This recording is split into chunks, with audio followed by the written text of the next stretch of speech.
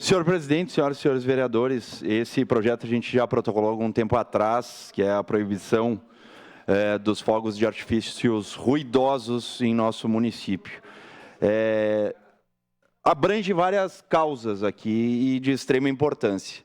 Abrange a questão da causa animal, que a gente sabe que os cães e gatos, enfim, os animais, eles têm uma audição 5 a 7 vezes maiores do que a de um ser humano.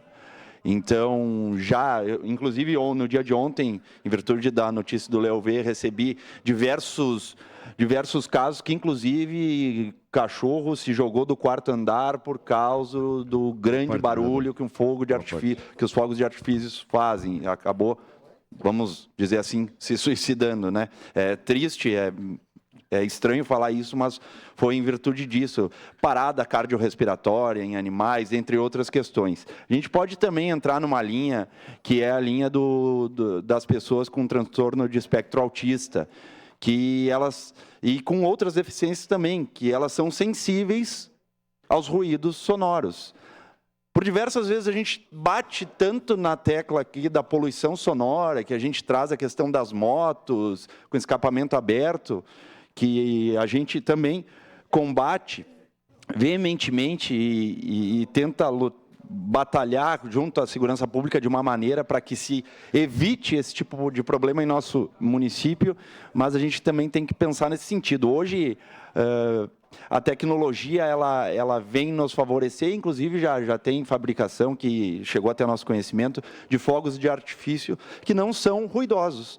Então, daqui um pouco seria uma linha, e é uma linha, acredito eu, para que a gente consiga disseminar essa informação e trazer essa pauta para discussão mais vezes. Então, aqui fica o nosso pedido que os nobres pares aprovem esse projeto, justamente porque recebi diversas mensagens positivas apoiando esse projeto, diversas, centenas de mensagens, as pessoas muito felizes com esse projeto. Eu sei que num tempo atrás, aqui na Casa Legislativa, não lembro quem era o vereador à época, mas propôs esse projeto e não sei por que não foi para frente. Mas eu acho que é bem interessante, aí vai contemplar uma grande parte Foi o senhor, vereador Rafael? E aí, sua parte, vereador Cadori, depois. Vereador Rafael, por favor. Vereador Bortola, obrigado.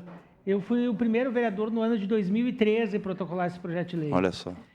E aí nós passamos por a gente tinha um colega, né, que é proprietário de uma loja que vende fogos de artifício, enfim, e assessora da CCJ, assessora, enfim, né, dele, e deram o parecer contrário. Meu projeto foi fritado já na comissão.